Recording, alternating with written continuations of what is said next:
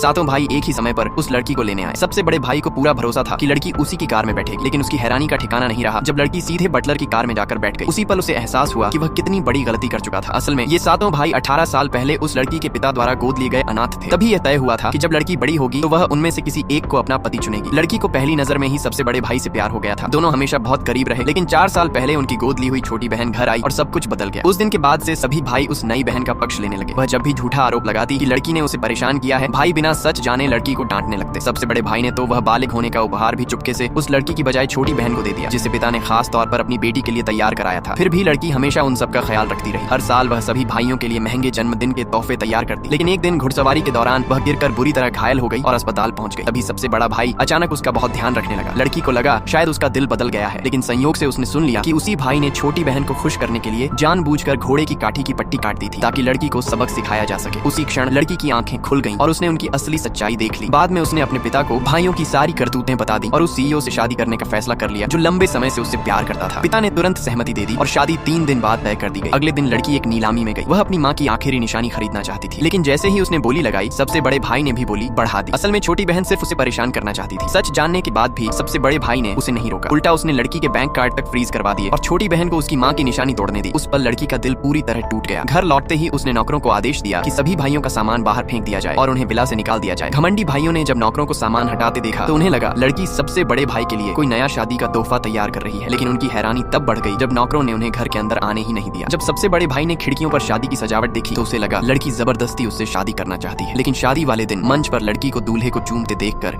आखिरकार उसे एहसास हुआ कि वह कितना गलत था।